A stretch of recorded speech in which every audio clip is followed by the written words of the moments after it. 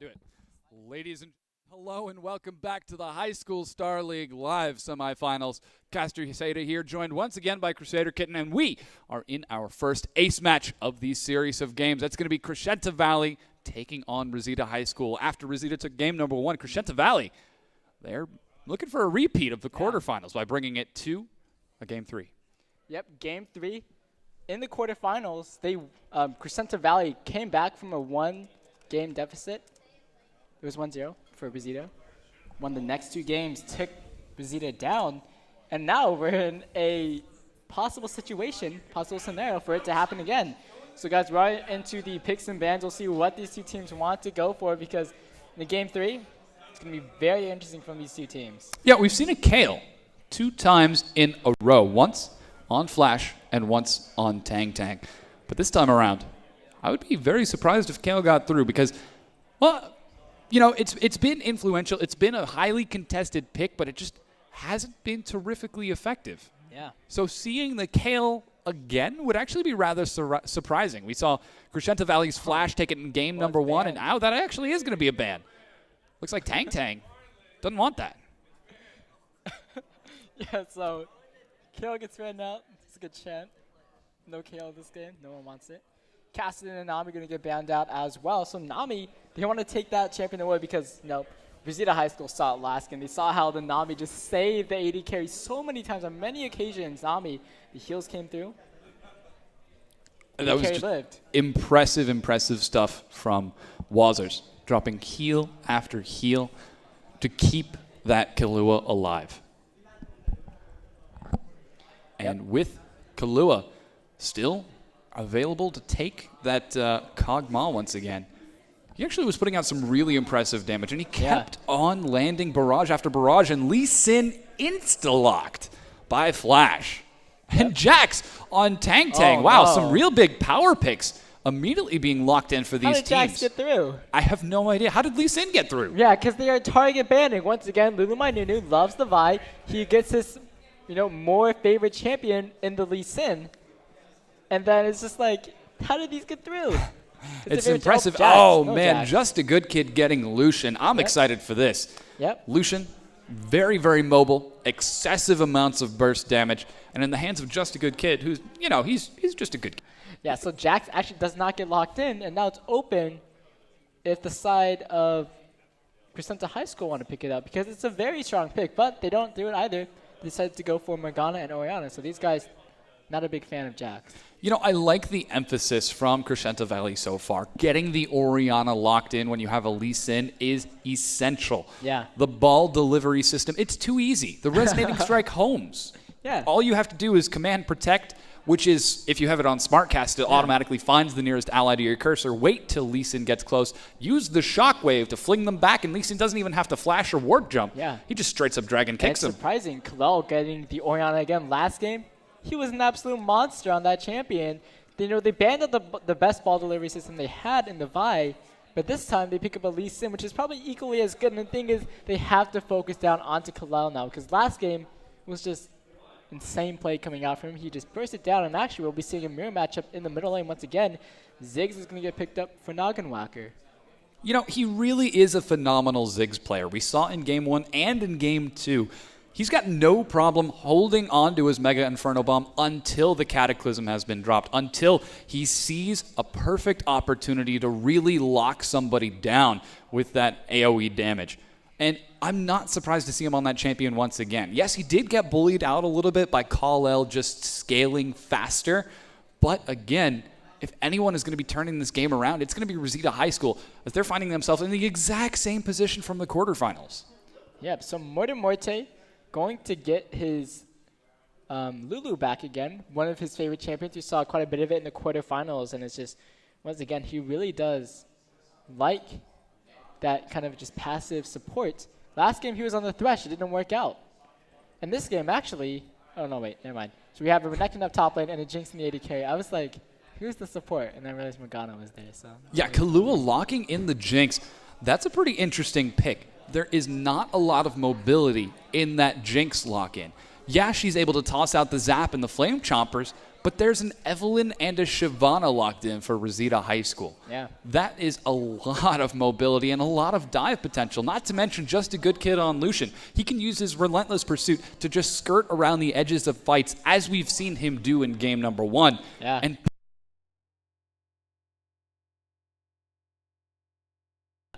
So all champions are locked in now.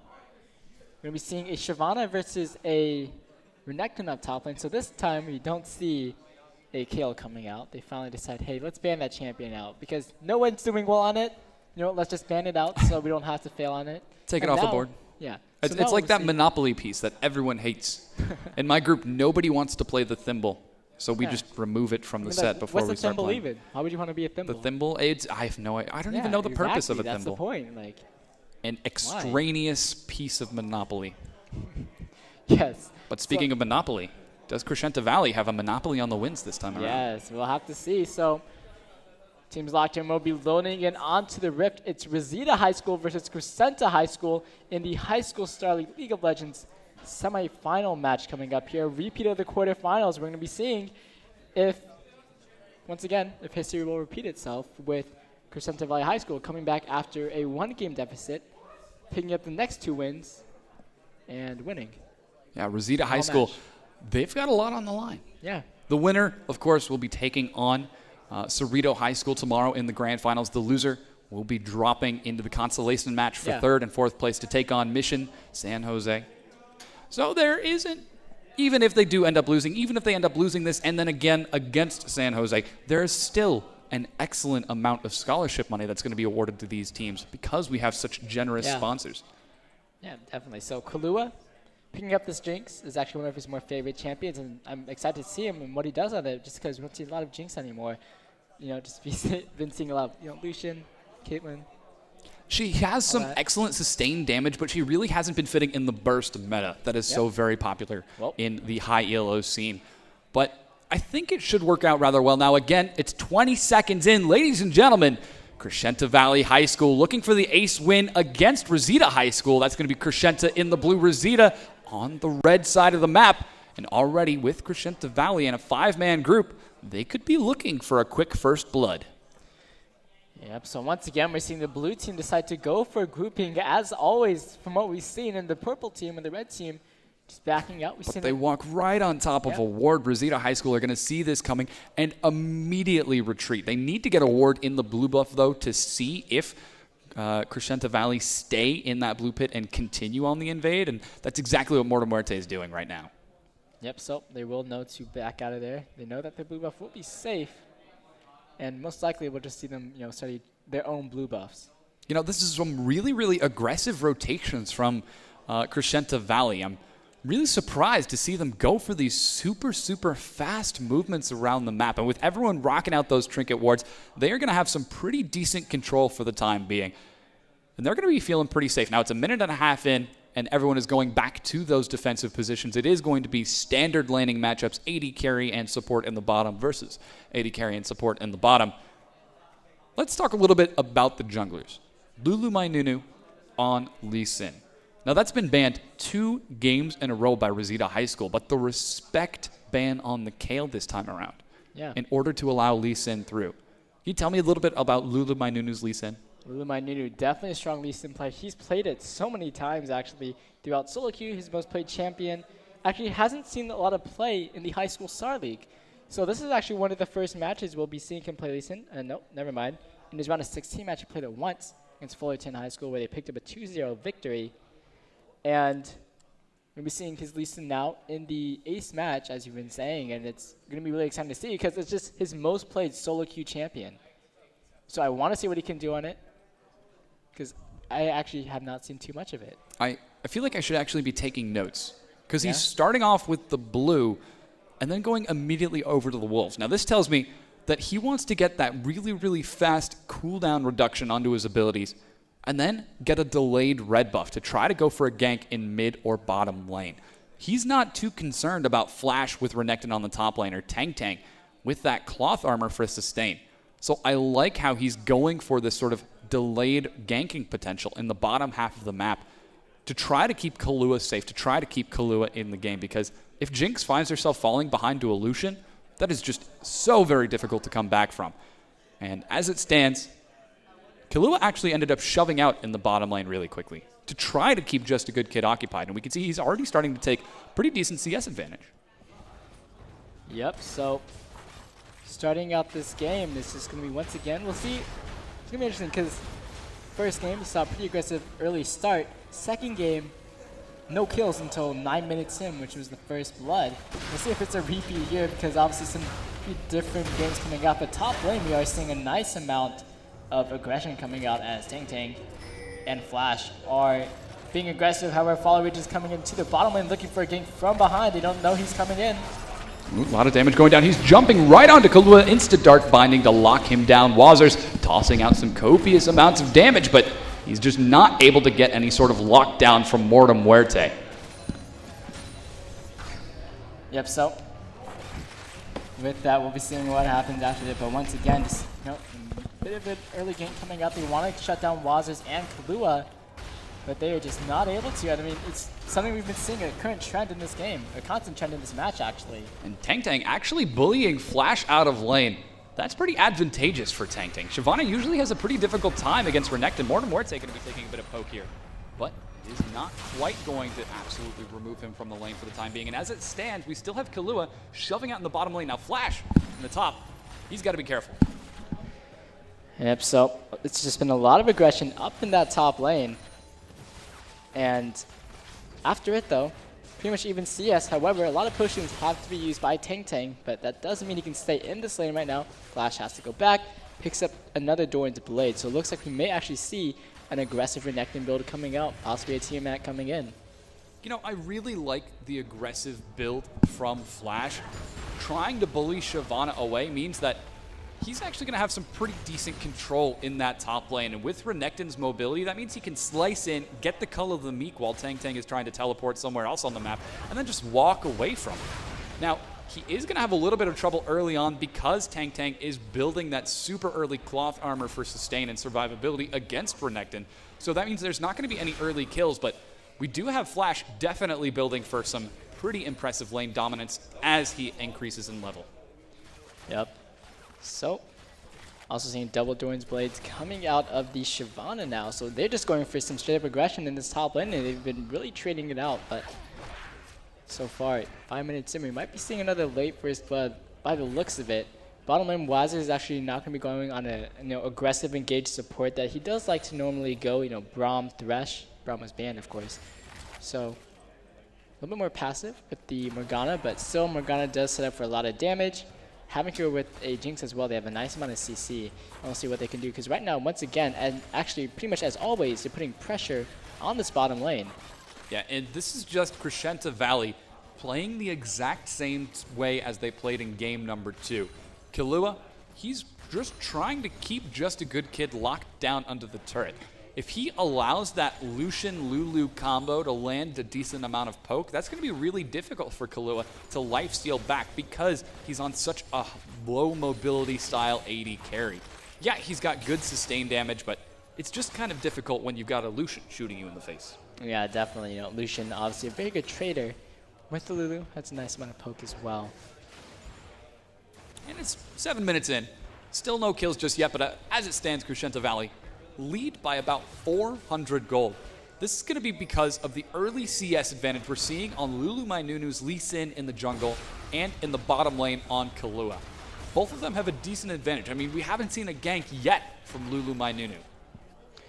Yeah, so, I mean, it's the third game of this best-of-3 match. Winner of this goes on to compete for a very nice amount of scholarship money.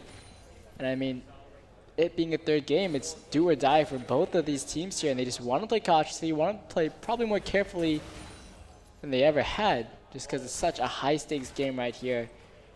And we'll have to see what either of them do, because right now, playing slow, it's probably what they want to go for. They want to go for huge decisions, and it's obviously, once again, playstyle that they do favor. Just slow-paced, cautious games. Now, we do have a bit of action going on in the top lane. Flash, Flash is low. Level 6.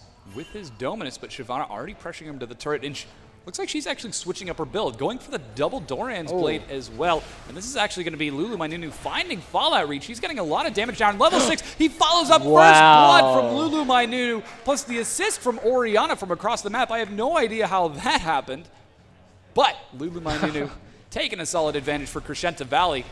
Ladies and gentlemen, this could be a repeat of the quarterfinals. Yeah, that was a very nice move by Lulu Mainunu. You know, he had the Q on, so Fallout Reach said, you know, I can't flash over the wall. Lulu Mainunu says, you know what, I'll go ahead and do that for you. Dragon kicks him over. He's like, don't worry, I'll, you know. You can't flash? No, I got you, buddy. I got you. Yeah, don't worry, I got you, dude. Oh, but I'm following you, by the way. Is that okay? Boom, first blood. And Lulu Mainunu, just like that, he's feeling pretty comfortable, sitting already at 2,500 gold to the 1,750 from Fallout Reach. That was the first gank attempt from Lulu Mainunu, and he is already successful. He's been farming for the past 7 minutes. Yeah, it wasn't even a gank. He just found the enemy jungler in it. Plays where he was backing, possibly even window shopping. I don't even know. But Fallout Reach was just caught off guard. Unfortunate for him. Tang still wants to go in. He has to be careful about a 2v1 here. Of course, they're both pretty low. Yeah, he's just buying time for himself by using that burnout AoE to stop the recall. If he can keep that top lane occupied, that means that Tang's actually going to be doing pretty fantastic. He's ahead in CS to flash his Renekton. And with that lead, that's going to allow him to start building into a Blade of the Ruined King. If he can finish his Blade of the Ruined King before Renekton finishes his Tiamat, that's going to be absolutely huge for Tang. He will have more sustain. He will have better trading. And if Flash doesn't have an early Vampiric Scepter, which he's currently not building, there's no way that he can keep up with that damage. So 1 kill on the board here for Lulu Mainunu. Honestly, Sin, pretty nice carry jungler to come out, so definitely be looking for a little bit more ganks on the map now that most people are hitting level 6. Ultimates are up. You know, strong lanes to gank, Morgana and Jinx. And very strong lanes to gank for, like, really just, you know, CC coming out from Morgana can set up for a lot of damage that just pours out of a Jinx. Lee Sin just adds so much more to that. Or to middle lane, as you're talking about in Champions, like the ball delivery system, Lee Sin. And actually, he's right now in the middle lane. There should actually be a construction worker, Lee Sin, so we can use that ball delivery system. Or jump in. He gets right onto Noggin Whacker. Flash Dragon Witch. Oh, a good flash from Noggin Whacker. You know, I could see in my mind him pressing the R button on his keyboard, but the mouse just wasn't on Noggin Whacker because he insta-flashed. Yeah, he flashed and healed to get out of that gank. Is able to survive, but blows some pretty huge summoner spells, of course. Flash came out from Lulu Mainunu, was looking for a position for the Dragon's Kick, and it's kind of like, you know, you gotta do that fast. Otherwise, you just give the opponent too much time because they'll know what you're doing. But bottom lane, Wazers, some pretty aggressive positioning. Yeah, the Dark Binding goes wide. Field goal. Yeah, 2 points. 3 points? I don't know, I don't play football. No, me neither. Well, it could be like just a normal goal in soccer. You get 1 point. I don't think that's how football works, though. Well, no, this is soccer. This isn't football. I mean, there's the Orianna. But you don't want to kick that ball. Yeah. That's a very painful ball to kick. Yeah, there's spikes on it, man. And speaking of kicking the balls, Dark Binding going to find Lucian in the top lane. Again, Super Mega Death Rocket. Field goal. Again, it goes wide. These skill shots are just going all over the place. And that one Dark hits. Binding finally going to catch him, but again, without that Super Mega Death Rocket, no snipe potential. Yep, so now top lane Flash once again being pretty aggressive up here. He does have his jungler Lulu Mainunu around looking for yet another gank onto this top lane, but Hugh finds a minion. Yeah, Fallout Reach again is waiting in the wings. He's not going to be sitting in the tri-bush this time. Yeah. He's learned his lesson. He's like, this is a bad idea. I shouldn't be here. The Colin coming out there. Some damage onto Wazers. Just a Good Kid wants to go in, but Wild Growth is down on Modern Morts. He actually had to blow the flash and a heal from Just a Good Kid, so he missed a bit of action coming down, but obviously no kills coming from it. But still, these guys starting to get a little bit more aggressive, starting to get the brawl going. Oh, looks like Call Out getting caught out in the mid lane. A huge shockwave is going to find Noggin Whacker and Fallout Reach, but he just does not have the cooldowns to turn this around without blue buff, and only with a Chalice. He cannot turn this engage, and he's going to walk away with his life. Fallout Reach and Noggin Whacker looking for a kill of their own for RHS, but they just cannot seem to find it as slowly, inch by inch and millimeter by millimeter, Crescenta Valley are increasing their gold lead. Yeah, so very, very slight gold lead right now. 1,000 gold in the lead for themselves. However, that can add up right now. It's only 12 minutes into the game. Once again, 12 minutes into the game. There's only 1 kill on the board. Really, really passive stuff from these guys. They're taking their time, playing safely, playing a style that ensures that they aren't going to be eliminated from a tournament. Yeah, and it was just the only kill that came out was Fallout Reach being just caught out in a position where he shouldn't be. It wasn't because they were trying to make a play and they responded with some aggression, or it just wasn't a kill in the lane or anything like that. It was just because small mistake, very small mistake. But that begs the question, though. An unstoppable force versus an immovable object. What happens when you have two immovable objects? They just kind of sit there, like Kirby in Super Smash. Oh, Just gosh. thunk. This could be the first turret, though, as Kalua's getting a lot of damage now. Just a Good Kid is actually going to be forced to back away, and it is. Oh, from the side, though. But here's a roam. Follow Reach is coming in here as well, looking for some slows, and nice dark binding. That one finds its mark. Snares him out there, however, some damage on the Kalua from the Culling. Blocked by Wazers, and actually from the side, Flash is coming into the fight, looking for Just a Good Kid. He gets out of here. A Dark Binding hits a minion. Actually, Flash is still trying to go, but he still has to get out of there. There is the Soul Shackles onto 3, they're getting the kills. 2 of them are down, and Modern Warfare is going to go down. They triple it up there. 1 kill for each member in that bottom lane. Oh, man, and wow! Wazers goes down to the Mega Inferno Bomb. Noggin Whacker with the snipe, but he's going to be caught out by Kal-El. Again, that shockwave is off cooldown. If you can find it, that's going to be Noggin Whacker's death. But just like that, it is 5-1 in favor of Crescenta Valley. They took that tier 1 turret. They actually have a decent amount of damage. They could be looking for yet another as Kalua. He's got the early BF sword. He's going to be able to bring this turret down. That's 3,500 gold in favor of Crescenta Valley, just like that. And now it's up to a solid 4,500. And actually up in top lane, Lulumai Nunu dueled out Tang, picked up the kill, and now he's pushing down the tower as well. So now Crescenta Valley High School are really trying to make history repeat itself. They pick up 4 more kills. They do lose 1 member for it, but it's pretty worth it. They pick up the bottom lane tower a while ago, possibly some damage onto the top lane tower as well, and it was just overall very good movements by them. Finally find an opening to... And now we do have... some very, very impressive play coming out from Lulumai Nunu this time. He is back on his favored champion, sitting at 75 CS to the 42 of Evelyn, 2-0 to the 0-2 of Even. While we do have Reseda taking the first dragon, Crescenta Valley still sits securely in the driver's seat of this game. They're dictating objectives. They're dictating ganks around the map. And while RHS is reacting, can they react like they did in game number 1 and turn those reactions into a victory? We'll have to see top lane Lulumai Nunu. Going to have to back out of here, but Flash is right up here. He has the Tiamat now, so he is going for the damagey, scary Renekton build. Gonna have a lot of wave clear. Dueling out with Tang now, he's not afraid. Gonna have to be a little bit careful. Tang is actually going for a damage build himself. Normally we see Shyvana's Rush, a Sunfire Escape. He has actually gone for a Bilgewater Cutlass, so he himself is also going for quite a bit of damage. And it's interesting seeing as Evelyn's not the most tanky jungler. And with that very, very fast sort of damage build coming out from Fallout Reach and Tang, they're not really going to have a front line. Yeah, they've got the wild growth. They've got mobility on both Ziggs and Lucian. But if they ever find themselves getting caught out by the Dark Binding from Wazers, there really isn't a lot of opportunity for them to try to survive, to try to trade favorably with Crescenta Valley. And a lot of this is resorting to means that Reseda High School have got to play defensively. They're sitting back on their turrets, they're dragging out the laning phase as best they can, and they're just hemorrhaging objectives. Currently it's 2 turrets to 0, and yeah, they did respond by taking a dragon. They're still down 4 kills. Yeah, and there is actually a sight stone on Lulumai Nunu on Lee Sin. This is like season 3, man. He is building that for more mobility, more ward coverage as well, and it's actually just an item path we just don't see anymore, and I'm excited to see what Lulumai Nunu can do. Obviously, ward jumps for days. I mean, we already saw him go for the ward jump when he tried to get the gank on Noggin Whacker and missed the Dragon's Rage. So he is playing a very mobile champion on Lee Sin, using a very mobile build with the Sight Stone. Yeah. It's not entirely unexpected. And now 17 minutes in, 3,500 gold lead in favor of Crescenta Valley. They're up 2 turrets, they're up 4 kills. And they're just forcing Reseda High School to play defensively. And it's interesting he's decided to allocate so much gold into defense, actually being 2-0, the most kills on his team right now. Sees, I guess, Flash decides, I'm going to be going for damage this game. I'm sick of being a tanky Renekton. I just want to kill people, slice people up, slice and dice them. Carry syndrome? Yes. Where it's been so many games since you've carried that you just need to play someone? He's been top lane for so long. Oh, Kal-El, passive top got to be lane. careful here. There was actually a potential 3-man collapse on the Kal-El. From Reseda High School didn't take it. Didn't take the bait. Nope.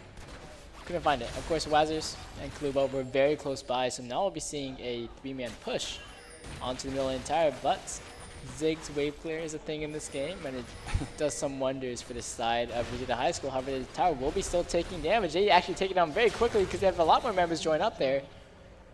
Tower goes down in the middle lane, 3 towers to none in favor of Crescenta Valley. You know, it just seems to be Crescenta Valley's style of play to wait out until they get an opportunity to take an objective. They're not forcing objectives, they're waiting for Reseda High School to make a mistake. And while it is a more passive style of play than other teams, that means that they themselves play safe. We hardly ever see any dives from Crescenta Valley High School. Whenever they do dive, it's when they know that they can take it. For example, right now as Tang Tang is getting ganked in the top lane. There is a Dragon's Ascent to look to the way. Kal-El and Flash are right behind him though, see if they can catch up. Auto attacks coming out, clock pieces coming in. Doesn't really matter for the Dragon, he walks out of there. Really nice escape from Tang Tang. Staying alive is usually a good thing. Yeah, Not dying is the name of the game. And with this, it's now 4 turrets to 0, 4 kills in favor of Crescenta Valley, and 4,000 gold, 5,000 gold, as they continue to siege and are looking for yet another turret. Now, major item pickups, Killua, Infinity Edge. Yep. That's going to mean a lot of damage. And if he gets a crit with the bonus attack damage on that switcheroo, that's going to be 1 very dead Ziggs or 1 very dead Lucian. Yeah, and it's just Infinity Edge being so much more popular now gives AD carries a lot more potential to just crit people down so much in the early game. Shockwave lands onto 1. There's a super mega death rocket coming across. Morte is gonna go down low. There's a kickback. The heal's coming in. He's still alive though, and they have to disengage out of here. Oh, nice attempt at a dive from Crescenta Valley, but they don't have the damage. Their cooldowns were just a little bit too spread apart, and they don't have a carry as well. So now this is Reseda. They're on a fantastic position to try to respond to this. They can try to go for that middle tier 1 turret, as this means that Crescenta Valley have got to go the long way around to try to defend it. If they can get this turret down, that is really going to help them get themselves back into the game. But here's Wazers. He's looking for the Soul Shackle. There is the flash in onto 3. He's going to get it onto 2. However, there's no one there to follow because they're looking over to try and save Kahlua. Kahlua goes down to Tang Tang. Tang Tang's still looking for more. He does get taken down by Lulu Mineta, but over on the side, Jessica Kid is going to be chased after by Flash, who picks up the kill. Going to go 2-2. However, Lulu Mineta gets flashed out as Fallout reaches here. He wants to dive under the tower. He's going to get the kill onto Kal-El, and now he's in a bit of trouble. Gets a double kill, but he has to run away. Here's Ziggs here to follow up. Flash does find a kill, and they traded out 4 for 3. Yeah, a great fight from Reseda High School. By collapsing onto that turret, they were able to take a lot of damage, and splitting up the carries for Crescenta Valley meant that Tang Tang, he got right onto Jinx, and he just sat there and wailed on her. With that Bilgewater Cutlass, the extra health and armor from the components of the Sunfire Cape, he had no problem taking the auto attacks from a mana-less Kal-El, and he was able to shut down that carry. And again, with Kal-El out of mana, there was no command attacks, no command dissonance to slow down the rest of the team. And with that, Reseda High School, they're still in this. Yeah, I mean, just Morte, he ate a lot of abilities there, and he got out just so low. Once again, heals coming up big. They have 2 heals on their team. There is McKill's coming very soon. Soon TM on Morte. Trademark? Yeah. So, still, him able to survive just really enabled them to turn around and say, hey, wait a second, we got this. Tower shots came in. Crescenta Valley High School just got poked down by that. Mega Inferno Bomb as well. Just couldn't do anything about it. After that, Reseda High School was just able to come back into the fight and just take them down. Some pretty fantastic play from Reseda High School. And you know, I think that was actually the caster's curse. I just mentioned Crescenta Valley. They don't like going for dives. This happens so much and to not us. 30 seconds later, they went for the turret dive with Lulu Minunu on Lee Sin, going deep. Killua dropping the super mega death rocket to try to get an assassination. Yep. And that was Reseda High School just responding appropriately, surviving the dive, using that turret to split up the team and getting it. Now, with this dragon attempt from RHS, they've got to do some impressive damage to it.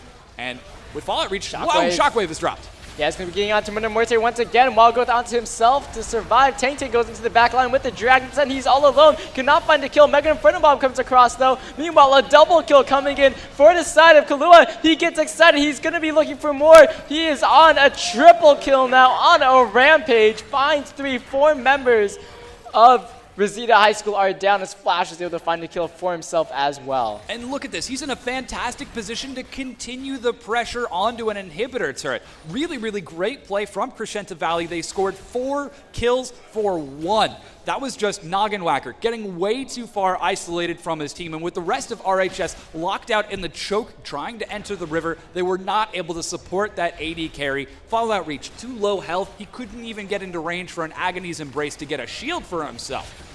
Just like that, Crescenta Valley increased their goal lead to a whopping 10,000. Now it's 23 minutes in, and there hasn't been a single turret taken from Crescenta Valley. Yeah, Crescenta Valley have just had so much control over Reseda. Even though the last team fight didn't go too well for them, they just say, hey, you know what? We can get the next one. They get the next one. 10,000 gold in the lead now. 5 towers up is just really well-played game coming out from them. 23 minutes in here, and they have just, after that early team fight coming in that they took the victory from, just expanded that lead. And now 24 minutes in, 10,000 gold in favor of Crescenta Valley. Oh, man, static shiv. Now, Reseda, they're not out of this just yet. They do have an opportunity to try to take a turret here. Kal-El is in position with a decent amount of wave clear to defend this turret. But Reseda Valley, they've got to be feeling pretty demoralized. They're saying, all right, this is an almost exact repeat of the quarterfinals. They've got to be thinking to themselves, what can we do different to turn this around? What is in the cards for us to do to stop the slow roll of Crescenta Valley? I mean, they just have to find Crescenta off on just the wrong foot. I mean, the one team fight that they picked up a victory on was because they were able to keep Morten Morte alive. The thing is, he had to blow a lot to save himself there, right? They were able to come back, they'll pick up the victory. The thing is that Morten Morte has just been getting caught out quite a bit. He's actually had to use Wild Go twice on himself to survive. First time it worked out well, they came back for the team fight. Second time, the most recent time he had to use it, did not go well, and they just have to play more cautiously. Obviously, backing up into their base. Slow push coming out from Crescenta Valley, and actually, I feel like they should just wanting to go for, once again, catching someone off guard, and then going for a fight, because so far, it's been indecision that has lost both of these teams' games. Now this is because of the siege coming out. Yeah, this is a really powerful rotation from Crescenta Valley to take the last tier 2 turret away, and Lulu Mainunu getting the quick Dragon Break. He goes deep. He's going to look for Just a Good Kid. Doesn't get it. A huge Mega Inferno Bomb drops the health of Crescenta Valley. Fallout Reach is going to force away those carries, but Kahlua is just sitting in the back lines. Auto attack after auto attack to bring targets down. A double kill is going to be picked up, and that's going to be a 2 for 3 in favor of Crescenta Valley. But take a look at the most vital carries. Kahlua and Kal-El are still alive, and with the Zap and Dark Binding finding him, Noggin Whapper is going to go down. Look at the crit! An ace by Kahlua from the red buff! How did the maximum Kahlua? 25-minute ace coming in there. Kahlua was just perfectly positioned for the entire fight. He was on the back line. No one could get to him. He just was wailing on them with the auto attack and that last auto attack coming through. There was a static shift proc in there. Had the red buff tick down to pick up the kill. But also in the middle of that fight as well, Wazers, as well as Kal-El had some really great ultimates just to get the engage going. Just cause, Reseda High School say, we want to get away from the Soul Shackles for one thing. And the Shockwave just kind of pulls them all in. Right now, Kahlua's thinking, calculated.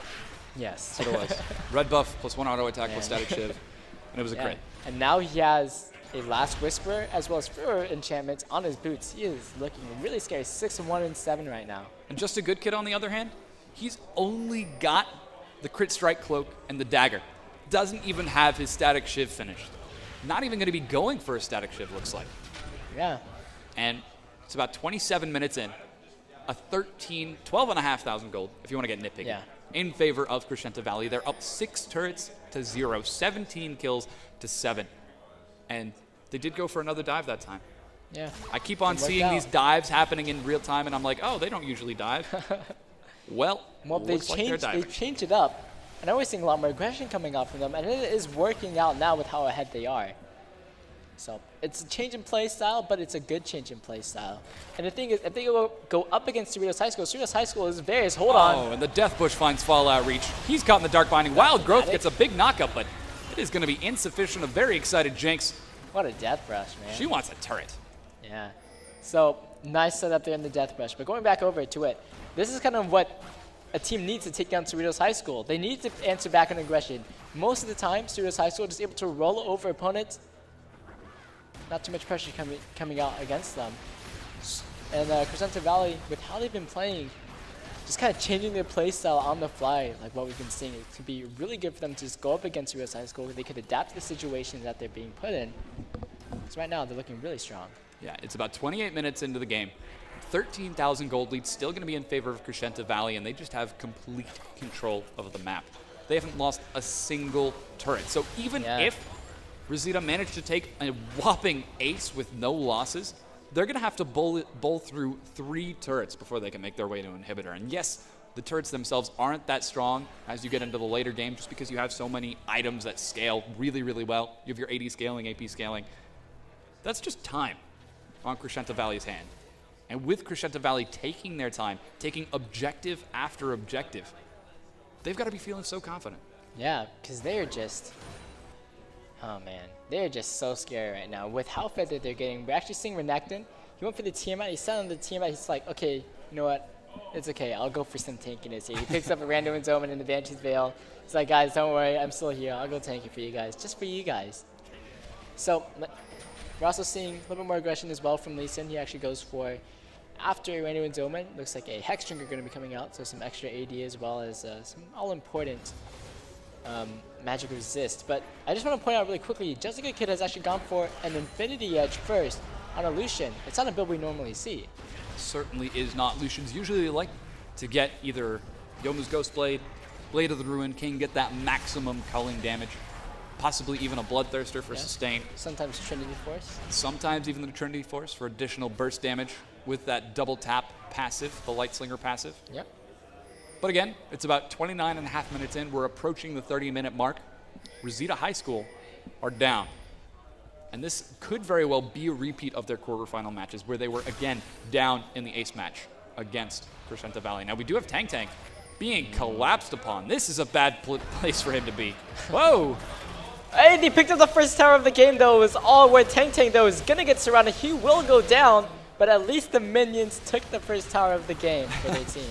He's stalling. He's buying time. Yeah, he was just letting the minions do their thing. It was all calculated. Hashtag worth. Yeah, hashtag. Because he's going for the morale style play. Yep. However, though, this is not good. I don't think this is calculated. Crescenta Valley High School make a beeline over to that Baron. Of course, Reseda High School know this is going down, but with their top laner, main engager, Tang Tang down. Gonna be risky here. They're trying to get some words in the pit. Yeah, Fallout Reach has flash. He goes in, and the 6 steal is able to take the Baron, but Fallout Reach is in the pit. He used Agony's Embrace. It is not enough. Flash is so tanky. He's in the front line, just soaking hit after hit. Zap is going to find Just a Good Kid. That's not where he wants to be. Randomins is going to add an insult to injury. Now, Mortem Huerte is running for his life. The Zap is going to miss, and that excited Jinx, she's going to have to be content with a turret. And while there is no Baron buff on Crescenta Valley, it's 5 versus 3. Yeah, they stole the Baron. Nagelmacker did steal the Baron, but they just could not fall back that easily. Crescenta Valley just ran right up to them and said, hey, that's our buff. We're going to take you down for that. So they take down the kills so quickly there.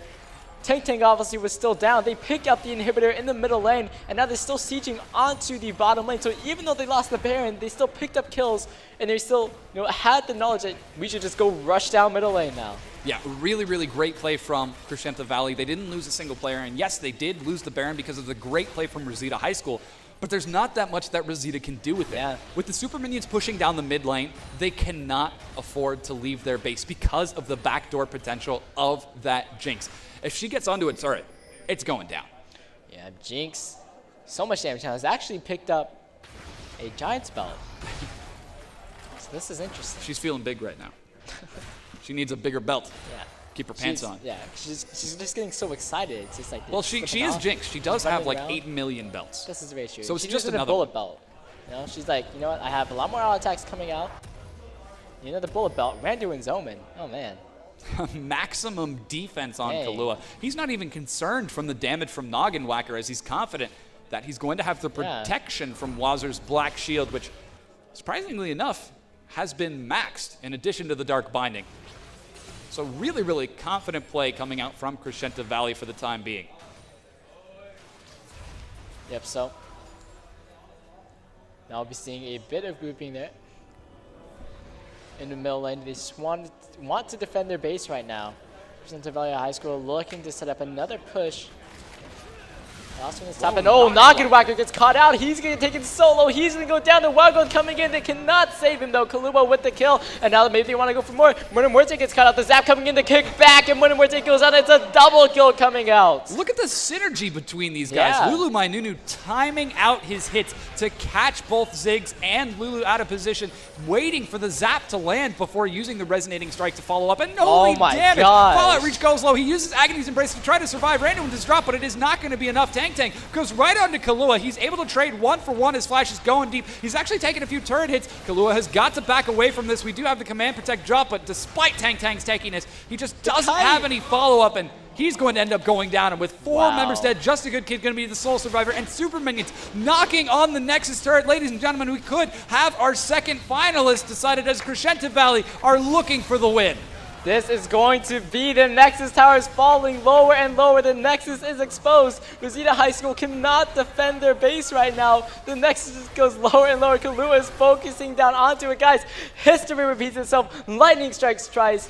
Crescenta Valley High School come back to pick up a victory after a 1-game deficit, going 2 wins in a row, twice in a row, 2 rounds in a row. They're going to the grand finals. Ladies and gentlemen, that was an absolutely fantastic game. Crescenta Valley with the complete playstyle turnaround, going completely passive in game number 1 and number 2, and then just going full on aggression in game number 3, take the ace match, and unfortunately eliminate Reseda High School. Yeah, what a best of 3 coming out from these two teams. Just so well played coming out from the 2 of them. MVP? MVP? Well, Lulu Mainunu had the mobility. Yes. And Kahlua had the damage. Yeah, this game, definitely it was, I think, Lulu Mainunu. He got the ball rolling early. He got the first blood. Continued to just snowball after that. Helped out all of his lanes. Just did so well. Fantastic stuff. But ladies and gentlemen, thank you so much for tuning in. This is the High School Star League live semifinals. And we are unfortunately done for tonight. It is a bit later than expected, so we're not going to be jumping into our consolation matches for now, but be sure to tune in tomorrow to catch the 3rd and 4th place matches between Reseda High School and Mission San Jose. Yep, it's going to be a great best of 3, or best of 5 is actually coming up for these guys, so it's going to be a lot of fun. And be sure to tune in right afterwards as well to catch the grand finals of the High School Star League. Out of 600 teams, we're down to our final 2. Cerritos High School going to be taking on Crescenta Valley. Yep. It's going to be some fun stuff. Of course, before the league stream, we will be having some StarCraft playing for you guys. StarCraft grand finals coming in there. It's going to be some fun stuff for that, of course. It's going to be exciting. Absolutely. Again, ladies and gentlemen, thank you so much for tuning in. I have been your caster, Caster Seda. Joining me, Crusader Kitten. You can check us out on Twitter at Crusader Kitten and at Caster Seda. And be sure to follow High School Star League for more fantastic events. But that's it for us. Ladies and gentlemen, have a wonderful night.